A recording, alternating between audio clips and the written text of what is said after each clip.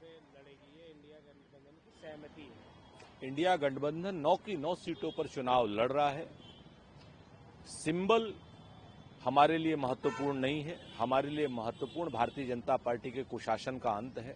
हमारे लिए महत्वपूर्ण जो लोग बहराइच का दंगा करा रहे हैं उनका खात्मा जरूरी है।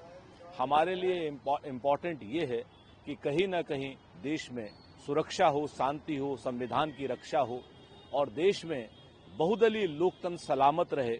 और जिस तरीके से जाति जनगणना के विरोधी लोग, आरक्षण के विरोधी लोग लगे हुए हैं, उनके खिलाफ इंडिया गठबंधन एक है और 9 की 9 सीटों पर चुनाव लड़ेगा। जिस तरीके से श्री अखिलेश यादव जी ने हरियाणा में एक बड़ा दल दिखाया, वही सारी भाव के साथ हम लोग चुनाव लड़ेंगे और 9 की 9 सीटों को जीतेंगे। सर, महाराष्ट्र वायनाड से नामांकन किया, वहीं केंद्रीय मंत्री गिरिराज सिंह कहते हैं कि ये सब परिवार की राजनीति करते हैं, उन्हें अपने परिवार के अलावा कुछ नहीं दिखाई देता। भाई, हमारे लिए तो हमारा देश परिवार है। वायनाड से लेकर के कश्मीर तक हमारे परिवार का हिस्सा है। अरुणाचल से लेकर राजकोट तक पूरा हिंदुस्तान हमारे परिवार का हिस्सा है। अब गिरिराज सिंह किस परिवार की बात कर रहे हैं, ये गिरिराज सिंह जाने। अब गिरिराज सिंह का परिवार नागपुर वालों का परिवार होगा। गिरिराज सिंह हो सकता है शादी न किए, हो सकता है उनके बीवी बच्चे न हो।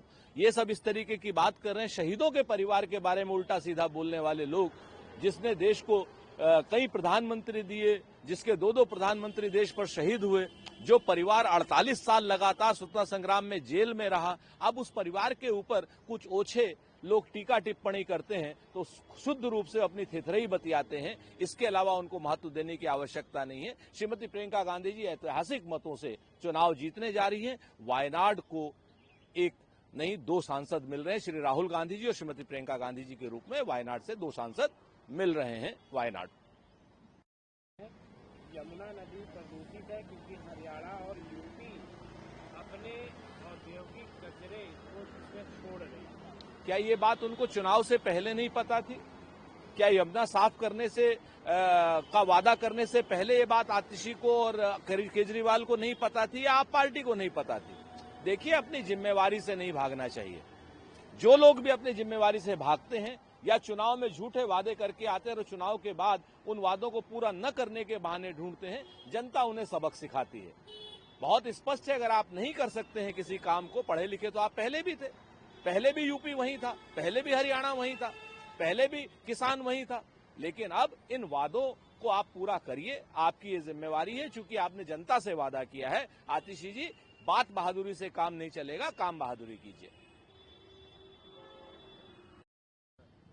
सर, महाराष्ट्र में चुनाव होने, ऐसे में इंडिया गठबंधन की सीट बंटवारे को लेकर अभी तक क्या कुछ बातें हुई? हमारा सीट बंटवारा फाइनल हो चुका है। 85 सीटों पर कांग्रेस पार्टी, शिवसेना, उद्धव साहब और एनसीपी चुनाव लड़ रहे हैं। 18 सीटें हमने अपने सहयोगियों के लिए छोड़ी हैं और जो बची हुई 15 सीटें हैं उसके लिए हमारी वार्ता चल रही है और आज शाम तक हो जाएगा। क्योंकि उन 15 सीटों पर सभी लोग चाहते हैं कि वो स्वयं चुनाव लड़ें, तो प्रत्याशी हमारे तीनों दलों के बहुत मजबूत हैं वहां पर।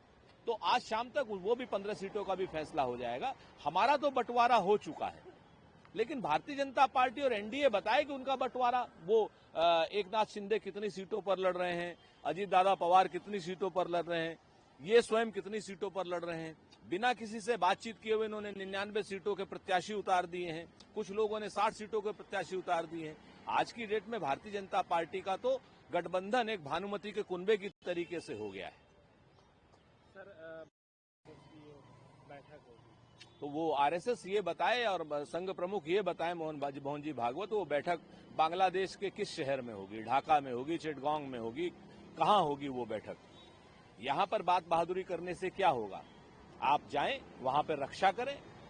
आप जाएं वहां पर, क्या नाम, भारत सरकार को लेकर के जाएं। नरेंद्र मोदी जी सर्वशक्तिमान आज की डेट में आरएसएस की विचारधारा के प्रधानमंत्री हैं। उनसे कहें, सेना हमारे पास है, हमारे पास सुरक्षा एजेंसियां हमारे पास हैं, और अगर हमारा पड़ोसी देश हमारे लोगों को तंग कर रहा है तो इसकी जिम्मेवारी तो शुद्ध भारत सरकार की है। भारत सरकार जो भी फैसला लेगी, कांग्रेस पार्टी उसके साथ